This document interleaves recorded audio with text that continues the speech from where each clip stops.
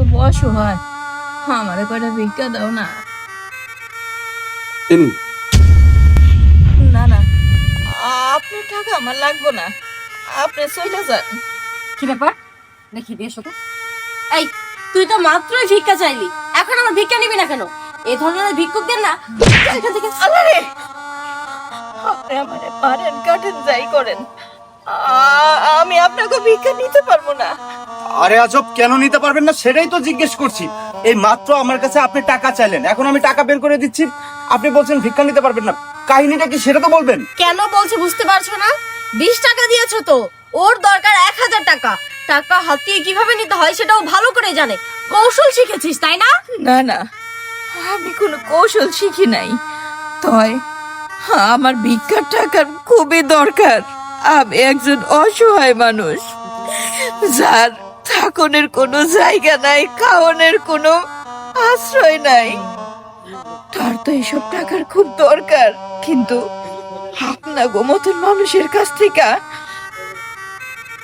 এই ভিক্ষা আমি নিতে পারবো না। আহা, কেন নিতে পারবেন না সেটাই তো আপনি আমাকে বলছেন না। আপনি এমন কেন করছেন? ভিক্ষা চেয়ে আবার টাকা নিচ্ছেন না, আবার উল্টাপাল্টা কথা। ভিক্ষা নিব না এই কথাটা আপনি আমারে না জিজ্ঞাসা কইরা আপনার পাশে যে মানুষটা দাঁড়ায় আছে না, আপনি এই মানুষটারে জিগান, এর কথা এই মানুষটা কইতে পারবো, আমি পারবো না। কবিতা, কি বলছে উনি? কিছুই তো বুঝতে পারছি না আমি। কি জানো কি কি বলছে? তুমি বুঝো না, বড় লোক দেখলে বেশি টাকা হাতিয়ে নেওয়ার চিন্তা করে, সেই চিন্তাই করছে তাই না? আপনার তাই মনে হইলো? আপনারা বড় লোক মানুষ, আমি আপনার কাছ থেকে টাকা হাতাই নেওয়ার লেগা এইসব করতেছি না, জীবনেও না। এইটার সত্য কোনটা আপনি খুব ভালো করেই জানেন। আপনি কি কইতে পারতেছেন না আমি কেন আপনার কাছ থেকে টাকা নিব না? আমি আপনারে কইতেছি, কইতে পারবো না। এই যে মানুষটারে দেখতেছেন না, এই মানুষটা এই গর্বে ছিল, এই মানুষটা আমার মাইয়া। এই মানুষটারে বড় করণের লেগা, মানুষের মতন মানুষ করণের লেগা অনেক কষ্ট করছি, তারে লেখাপড়া শিখানোর লেগা। আজকে আমি ভিটা মাটি সব হারাইছি, এই মানুষটা আজকে আমার হাতে ভিক্ষার থালা ধরাই দিছে। কবিতা, উনি কি বলছে এসব? মিথ্যে কথা বলছে। দেখো আমি সত্যি বলছি, আমি এই মহিলাকে চিনি না। দেখো এই ভিক্ষুককে আমি কিভাবে চিনতে যাব বলো তো? কবিতা, সত্যি করে বলো, উনি যা বলছে সত্যি কিনা? উনি মিথ্যা বললে উনার চোখের পানি কিন্তু মিথ্যা বলছে না। একজন গরিব মানুষ আর যাই করুক, কান্না করে কখনো মিথ্যা কথা বলে না। সত্যি করে বলো, কি হয়েছে? আমি তোমাকে সত্যি কথাই বলছি, আমি সত্যি এই মহিলাকে চিনি না। চিনো না? ঠিক আছে, তাহলে তুমি একটা কাজ করো, ফোন দাও তোমার বাবাকে, ফোন দাও তোমার মাকে। এতদিন যে সত্যটা আমি জানতে পারিনি, সেই সত্যটা আজকে আমি জানতে চাই। তোমাকে অনেকবার বলেছি যে তোমার বাবা মাকে আমার সাথে একটু পরিচয় করে দাও।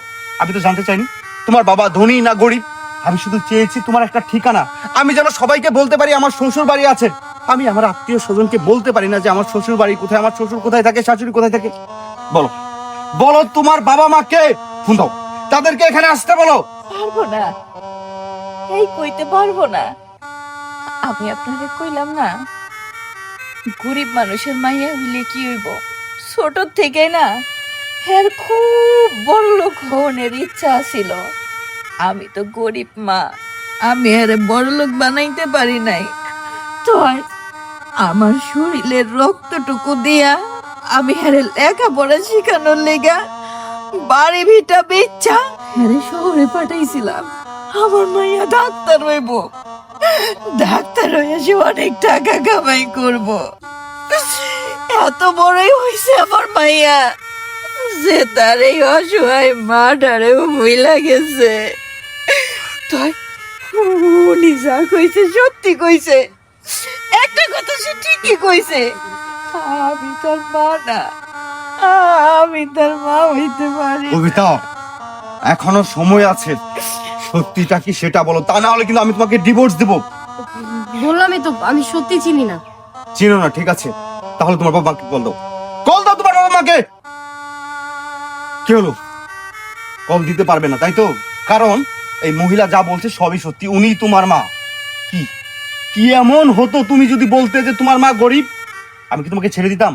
আমি তো তোমাকে ভালোবেসেছিলাম, তোমার টাকা পয়সাকে তো ভালোবাসিনি, কখনো তো জানতেও চাইনি তোমার বাবা মা গরিব না বড় লোক।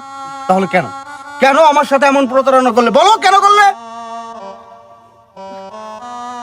মা মা তুমি আমাকে মাফ করে দাও, আমি ভুল করেছি। তুমি যদি আমাকে মাফ না করো তাহলে ও আমাকে মাফ করবে না। মা তুমি আমাকে সত্যি সত্যি মাফ করে দাও না। আপনি কারে মা কইতাছেন? আপনি আমার মাইয়া না। আমার মাইয়া আরো 3 বছর আগে মরে গেছে। আমি আমি তারে খুঁজে বেড়াইতেছিলাম। আমি ভাবছিলাম আপনি আমার মাইয়া। না না, আপনি আমার মাইয়া হইতে পারেন না। মা আরে, যে মানুষটা তোমাকে 10 মাস 10 দিন গর্ভে ধরে এই দুনিয়ার আলো দেখিয়েছে, মাথার ঘাম পায়ে ফেলে পরিশ্রম করে তোমাকে পড়াশোনা করিয়েছে, সেই মানুষটাকে কিছু টাকা পয়সার লোভে, একটু ভালো থাকার আশায় তাকে তুমি অবহেলা করলে, তাকে তুমি অস্বীকার করবে? আরে আজকে তুমি তোমার মাকে অস্বীকার করেছো, তোমার জন্মদাত্রীকে অস্বীকার করেছো, কালকে আমার থেকে বেশি টাকাওয়ালা মানুষ দেখলে তুমি আমাকেও ছেড়ে চলে যাবে। যে মানুষটা টাকার জন্য সম্পর্ক করে, আর যাই হোক তার সাথে আমার কোনো সম্পর্ক থাকতে পারে না। আজকের পর থেকে তোমার সাথে আমার কোনো সম্পর্ক থাকবে না। তুমি ভুলেও কখনো আমার কাছে আর আসবে না, কথাটা মনে রেখো। রাসেল তুমি এসব সরে এখান থেকে। রাসেল আমার কথা শোন।